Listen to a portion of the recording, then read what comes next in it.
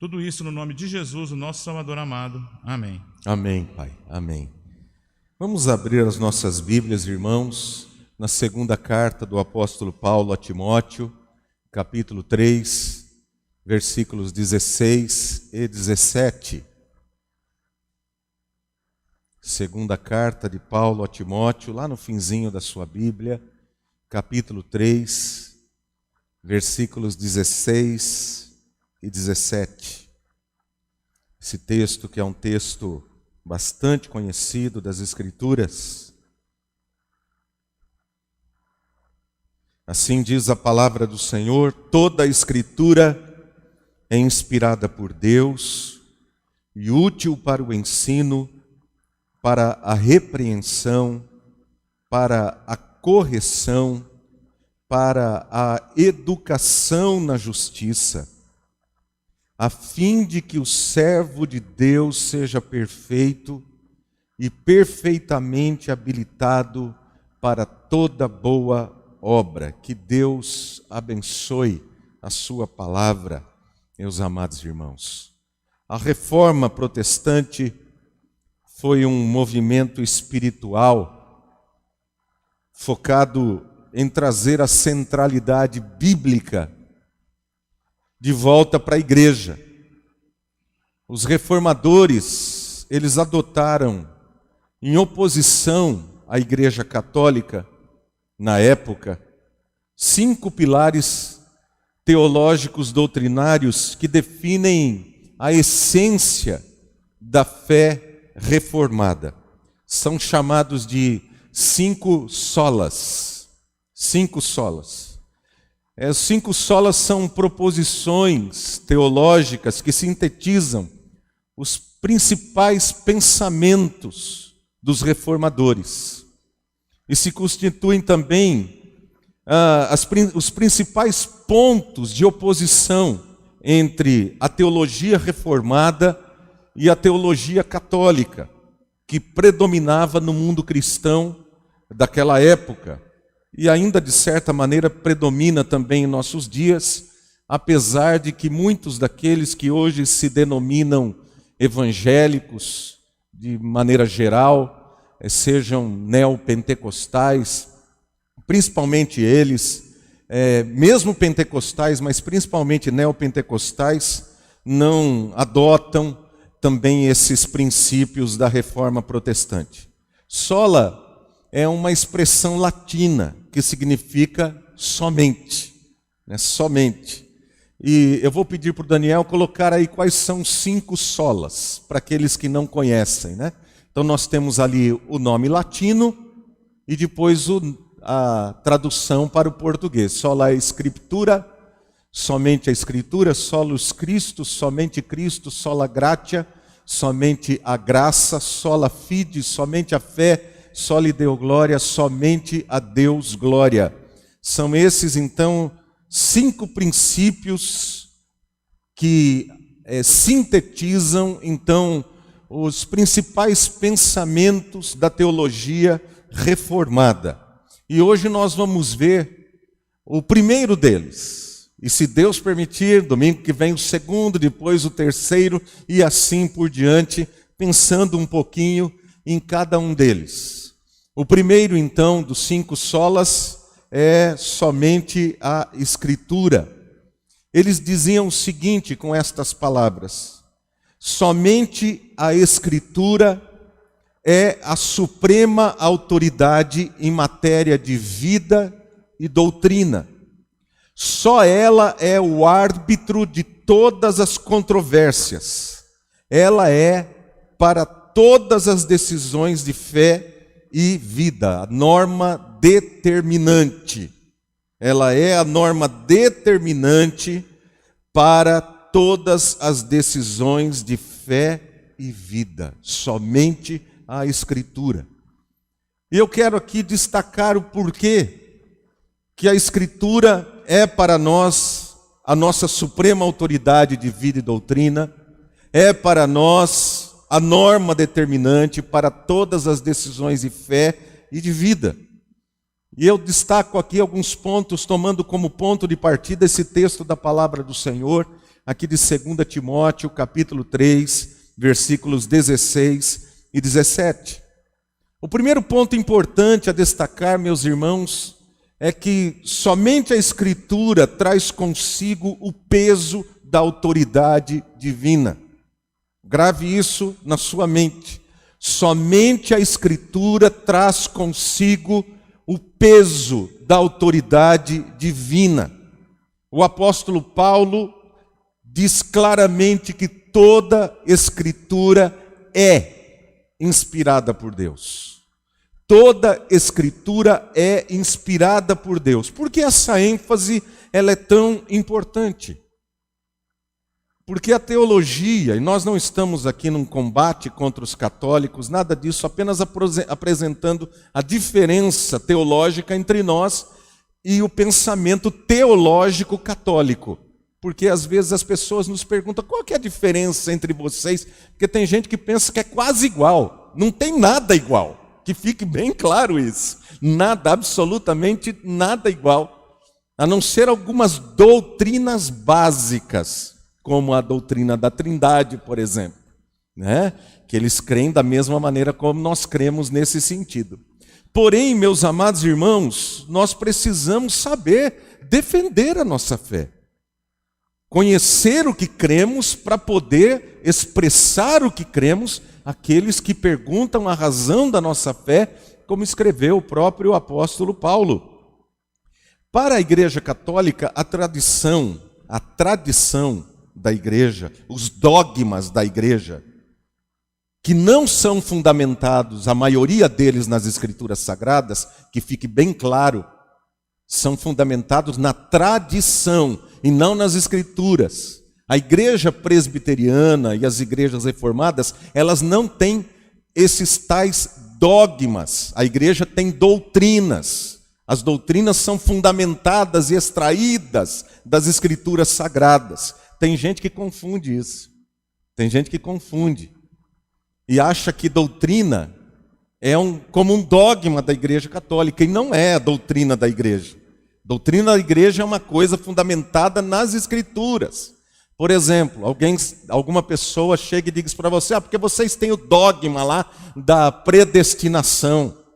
Não é dogma nesse sentido como na Igreja Católica. É doutrina fundamentada, extraída das Escrituras Sagradas. O dogma em geral e as tradições, retirado das tradições da Igreja Católica. E para a teologia católica, as tradições da igreja têm o mesmo peso, ou às vezes até mais peso, do que a revelação das Escrituras Sagradas. Então, são colocadas ou no mesmo pé de igualdade, ou às vezes até superior. De maneira que as Escrituras, às vezes, mesmo que você fale, mas está escrito aqui. Não, mas a igreja diz isso. A igreja diz isso aqui. Para nós, queridos, para os protestantes reformados, a igreja, ela não se conduz pelo que ensina a tradição. Nós não desprezamos o pano de fundo das tradições, quando elas estão de acordo com as Sagradas Escrituras e submetidas às Sagradas Escrituras, desde que uma tradição se embase dentro daquilo que as Escrituras trazem, porque mesmo no meio de tanta tradição há muita heresia. Há muita heresia. Então, a igreja ela não se conduz pelo que ensina a tradição, mas pelo que ensina a Escritura Sagrada. A Escritura, porque só a Escritura traz consigo o peso da autoridade divina. Alguém escreveu o seguinte: para os reformadores, a Bíblia não era um livro de doutrinas e proposições a serem aceitas intelectualmente ou mediante a autoridade da igreja. Mas a Bíblia é uma revelação direta, viva e pessoal de Deus, acessível a qualquer pessoa. Olha que coisa importante. Essa era a visão dos reformadores. E nesse sentido, então eu destaco aqui duas expressões teológicas muito importantes que dizem respeito ao nosso entendimento das Sagradas Escrituras. A primeira destas palavras é que as Escrituras elas são inerrantes, elas não contêm erro. Elas não contêm erro. É isso que confere autoridade também e confiabilidade às Escrituras Sagradas. Nós entendemos que os originais das Escrituras, eles não contêm nenhum erro. Também as Escrituras, elas são suficientes, elas não são somente inerrantes, mas também suficientes, tanto para nos ensinar a respeito da salvação, como nos ensinar o padrão pelo qual Deus quer que nós vivamos. É o que Paulo diz aí, olha comigo no versículo 17. Por que que as Escrituras nos foram dadas? Vou do 16 também. Elas são úteis para quê? As Escrituras são úteis para ensinar, versículo 16, para repreender, para corrigir, para educar na justiça. Olha o que a própria Bíblia está dizendo. Então, tudo o que eu preciso para ser ensinado, repreendido, corrigido e educado no caminho correto, as Escrituras me dão. Deus me deu, Ele me revelou, está aí diante de mim. Qualquer pessoa pode ter acesso a isso. Qualquer pessoa. E aí ele diz, com que objetivo nos foi dado? Qual é o propósito? A fim de que, olha aí, a fim de que o servo de Deus seja perfeito. A ideia de perfeição aqui não é a ideia de perfeição absoluta moral, mas é a ideia de maturidade. Alcance maturidade espiritual e seja perfeitamente habilitado para toda boa obra, para aquilo que Deus já preparou de antemão para que a gente ande nesse caminho que Deus preparou para nós. Então nós temos nas Escrituras o poder da autoridade divina, o selo, a assinatura de Deus. Nas tradições nós não temos isso. Nas tradições não. Segundo lugar, por que somente as Escrituras? Porque somente as Escrituras ou a Escritura é a autoridade que procede do seu autor e não da igreja. A autoridade das Escrituras não procede da igreja, mas procede do autor da Bíblia, que é o próprio Deus. A igreja apenas reconhece essa autoridade, porque a igreja não é a igreja que confere autoridade às Escrituras. Primeiro a igreja e depois as Escrituras. Não, primeiro as Escrituras e depois a igreja. Depois. E essa autoridade decorre exatamente da origem divina das Escrituras. Apesar de existirem evidências internas e evidências externas da inspiração divina das Escrituras Sagradas, a única evidência que realmente importa é o testemunho interno do Espírito Santo no coração do leitor.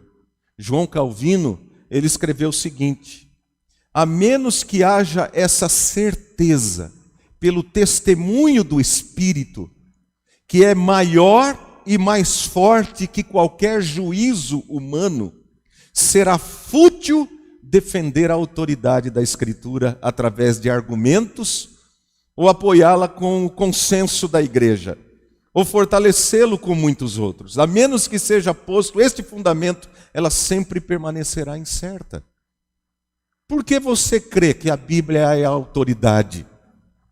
Porque o Espírito Santo de Deus o convenceu dessa realidade.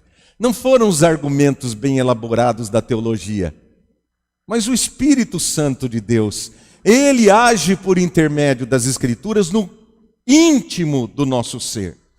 E é ele quem nos faz compreender esta verdade. Eu posso apresentar argumentos e mais argumentos aqui a qualquer pessoa que vir conversar comigo, e ela até sair daqui talvez pensando em alguma coisa, mas se o Espírito de Deus não agir no interior, no espírito humano, a pessoa vai sair daqui e vai falar assim: é até legal o que ele falou. Eu acho que pode até ser correto aquilo lá que ele falou, mas eu não sei não. Porque se o Espírito Santo de Deus não o convencer, ninguém o convencerá. Não serão argumentos bem elaborados pela teologia. Não serão tradições que tentarão convencer daqui, dali, com histórias e tudo mais, para a pessoa crer. Não, meus amados irmãos. Então a necessidade do testemunho interno do Espírito, para que possamos crer, compreender e sermos convencidos da verdade. Jesus andava com os discípulos, e os discípulos não compreendiam Jesus. Jesus disse: quando o Espírito Santo vier, ele os convencerá de toda a verdade, porque ele os guiará à verdade. Somente o Espírito Santo de Deus pode fazer isso. E é importante também entender que não foi a igreja que formou as Escrituras. Não foi a igreja. A igreja surgiu do poder da palavra. Antes de surgir a igreja, já havia palavra. A palavra é anterior à igreja nesse sentido. A igreja, ela está edificada, conforme disse o apóstolo Paulo em Efésios 2:20, sobre o fundamento dos apóstolos e dos profetas. Ou seja, qual é o fundamento sobre o qual a igreja foi lançada? As Escrituras Sagradas, o Evangelho de nosso Senhor Jesus Cristo. Sim, eles estão contidos nas Escrituras. Como nós saberíamos desta verdade e como existiria a igreja se não fosse pelo poder do Espírito através da palavra? Martinho Lutero, ele disse assim: a igreja, longe de ter prioridade sobre a Escritura, é na realidade uma criação da Escritura, nascida do ventre da Escritura. Sim, a igreja é gerada pela palavra, porque a palavra é o próprio Cristo. É o Senhor falando aos nossos corações. Por isso, Cristo é o centro e a chave da Escritura. Cristo é o centro e a chave da Escritura. Por isso nós podemos dizer somente a Escritura. Somente a Escritura. A Escritura, ela se interpreta por si mesma. Ela não tem necessidade da ação do homem. Ela não tem necessidade do intérprete humano. Ela própria se interpreta. É o que nós chamamos de analogia da Escritura. A mensagem central da Bíblia Sagrada é Cristo. Não é o homem. O homem não é o centro da Bíblia. O centro das Sagradas Escrituras é o Senhor Jesus Cristo. A ponto de ser chamado Cristo da chave, como a chave hermenêutica para o entendimento de toda a Escritura. Nós não conseguimos entender as Escrituras a não ser enxergando-as e lendo-as por meio de Jesus Cristo. Só podemos entender a vontade de Deus olhando para Cristo. E Cristo sendo o centro de tudo nas Escrituras Sagradas. O objetivo central é compreender a verdadeira mensagem. Esse é o objetivo central. Por que nós lemos a Bíblia? Nós não lemos a Bíblia para conhecer a história de Israel. Nós não lemos a Bíblia para conhecer como foi construído o tabernáculo. Nós não lemos a Bíblia para entender como foi a origem do ser humano. Nós não lemos a Bíblia para compreender ali como viveram os apóstolos. Por isso você não encontra na Bíblia como morreram os apóstolos, por exemplo. Porque não é sobre os apóstolos, não é sobre o tabernáculo, não é sobre como o mundo foi criado, é sobre Cristo. A Bíblia é sobre Jesus Cristo. Então você pode estudar sobre o tabernáculo, achar lindo cada peça do tabernáculo, mas em cada uma delas está Cristo. Você pode achar lindo como foi criado os céus e a terra e tudo mais, e discutir aí com cientistas e tal, criacionismo, evolucionismo, você pode discutir tudo isso, mas se você não descobrir Cristo ali, nós falhamos em tudo mais. Nós falhamos. Eu posso saber cada detalhe da vida dos apóstolos, onde eles nasceram, como eles viveram, com quem eles foram casados, se tiveram ou não filhos, onde eles foram depois que Cristo subiu aos céus, e onde eles foram realizar o seu ministério. E isso é lindo. E há pessoas que versam, porque hoje tem especialista para tudo quanto é área. Mas se eu não chegar ao conhecimento de Cristo, nada disso vai se aproveitar. É conhecimento vão. Porque o propósito de todas as Escrituras é nos conduzir a Cristo e entender que sem Jesus Cristo, sem a graça de Deus em Jesus Cristo, nós não podemos ser salvos. É por isso que a igreja não ensina, por exemplo, moralismo ou moralidade. Houve um tempo que, infelizmente, nas nossas escolas dominicais, até mesmo nas classes de crianças, se ensinava moralismo. Mas não ensinava como a criança se liberta daquele pecado. Não ensinava como a criança... ensinava que a criança tinha que ser uma boa criança, um bom filho, um bom isso, um bom aquilo. Mas como que eu sou salvo? Porque eu sou um pecador. Como eu posso ser transformado? Porque isso está dentro de mim. E eu não consigo me livrar disso. Então, nós colocávamos às vezes verniz pelo lado de fora. Mas não transformação pelo lado de dentro. Porque a transformação pelo lado de dentro só é possível por intermédio de Jesus Cristo. É assim o objetivo central da mensagem das Escrituras. Deve ser compreendido por todos. Todos devem entender. E aí nós devemos tomar muito cuidado com as interpretações alegóricas das Escrituras. Por quê? Porque as interpretações alegóricas das Escrituras, elas podem parecer bonitas, as historinhas que se contam para chegar a algum lugar, mas que na realidade essas mensagens alegóricas, elas obscurecem o sentido da própria Escritura. A mensagem central, porque elas acabam dando ênfase ao que o texto não quer dizer. Você já viu aquele sermão que foi pregado e de repente você fala: nossa, eu nunca ouvi isso, já ouvi tantas vezes esse texto e nunca ouvi isso. Talvez porque o texto realmente nunca disse isso. É simples assim. Porque às vezes a pessoa lê o texto, interpreta alegoricamente o texto e vai depois trazer um ensino, mas não era aquele ensino que o texto queria dizer de fato. É nesse contexto também que nós devemos tomar muito cuidado em tentar espiritualizar demais a Escritura, ou psicologizar demais a pregação da palavra. O primeiro grupo, aqueles que tentam espiritualizar demais, dão ênfase a revelações diretas, fora das Escrituras. Muito comum no meio pentecostal e neopentecostal. Não preciso estudar as Escrituras. Eu recebo a revelação direta. Recebo a revelação direta. E faz com que aqueles que seguem esse tipo de noção errônea se sintam mais espirituais do que todos os outros. E julguem os outros dizendo: vocês não têm o Espírito Santo.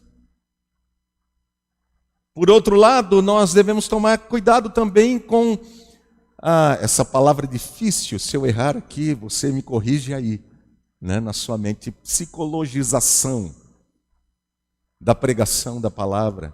Ou, mais hoje em dia, a pregação psicanalítica, né, da palavra do Senhor.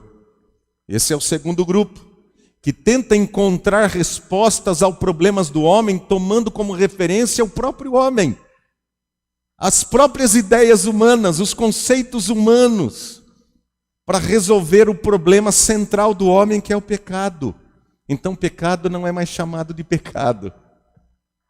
E assim a gente dá aquela dourada na pílula, né? Para que não fique a coisa tão feia, e tenta apresentar de uma maneira mais assim, né? De que não fira, seja o evangelho politicamente correto. E aí, para isso, tentam pegar textos isolados das Escrituras para fundamentarem. Bom, a pessoa parte da ideia dela para as Escrituras e não das Escrituras para pregar. A Bíblia não é a base. Queridos, não é assim. E nós precisamos estar atentos a essa realidade.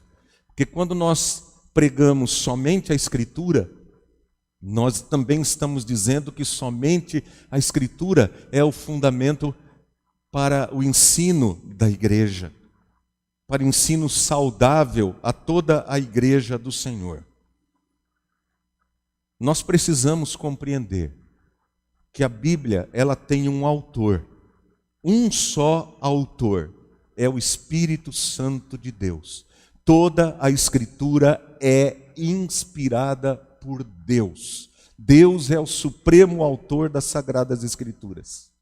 E o Espírito Santo, ele não se contradiz, porque Deus não é de confusão. O Espírito Santo, ele não se contradiz, porque o Espírito, ele veio para edificar a igreja do Senhor Jesus Cristo e unir a igreja do Senhor Jesus Cristo, não dividir a igreja do Senhor Jesus Cristo. E muitas destas doutrinas, que são chamadas de doutrinas espiritualizadas, que estão por aí, elas dividem, elas separam, elas dividem o corpo de Cristo, colocam uma pessoa contra outra, jogam um grupo contra o outro. Não é esse o propósito das Sagradas Escrituras, de maneira alguma. E também, como Deus é o próprio autor da Escritura, e Ele conhece bem o homem, e a Bíblia Sagrada nos foi dada para repreender, corrigir, educar na justiça, para que o homem de Deus seja perfeito e perfeitamente habilitado para toda boa obra. Isso quer dizer que o Espírito Santo de Deus, ele não precisa de uma mãozinha humana. O Espírito Santo de Deus, ele não precisa de muleta, da muleta humana para ajudar o ser humano a se tornar aquilo que Deus planejou em Cristo para ele. A própria Escritura tem o poder de fazer isso, porque Deus age por meio da sua palavra. Para concluir, amados, as Escrituras então nos foram dadas por Deus. Ela traz consigo o peso da autoridade divina. Portanto, a Escritura, ela é inerrante, porque Deus não erra. E ela é suficiente, porque Deus provê tudo o que nós necessitamos, como Ele proveu ao povo de Israel, quando peregrinava nos 40 anos pelo deserto. Também a Escritura, ela é viva e é eficaz para realizar a obra para a qual ela foi destinada por Deus, sem necessitar de qualquer ajuda humana. O que cabe a nós então, como igreja, como crentes? O que cabe a nós é crer na palavra de Deus. O que cabe a nós é pregar a palavra de Deus, ensinar a palavra de Deus, como o Senhor Jesus Cristo nos ensinou. Crer e pregar. Porque esta palavra é o poder de Deus para a salvação.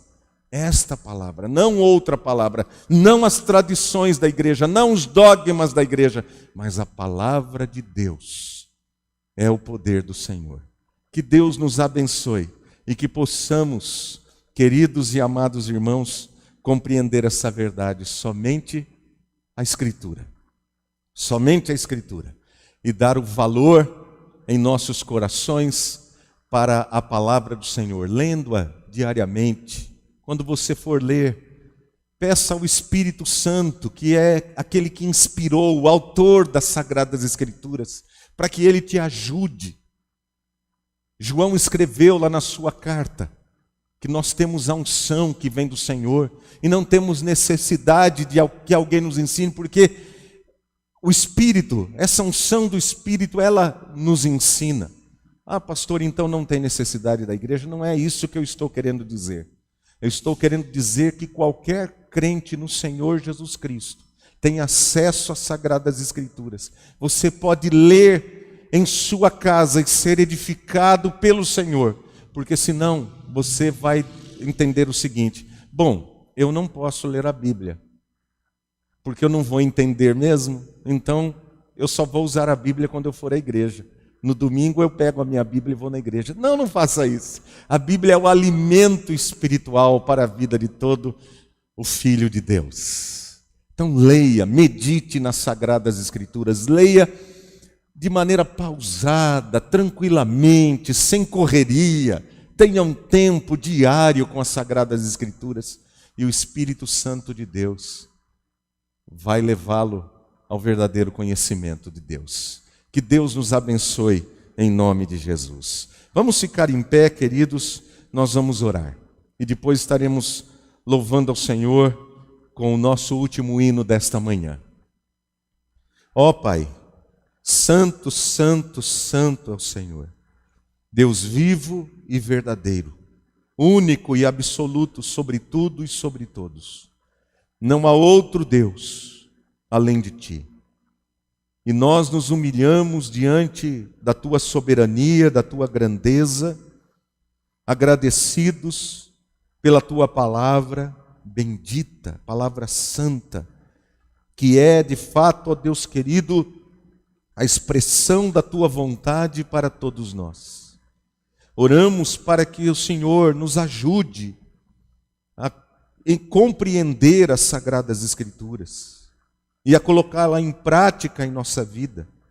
Oramos, Pai, para que o Senhor nos dê um coração obediente às Escrituras, que o nosso coração possa ser humilde quando estivermos diante da Tua palavra, e reverente, para que possamos, ao ler a palavra, entender que o Senhor está falando conosco.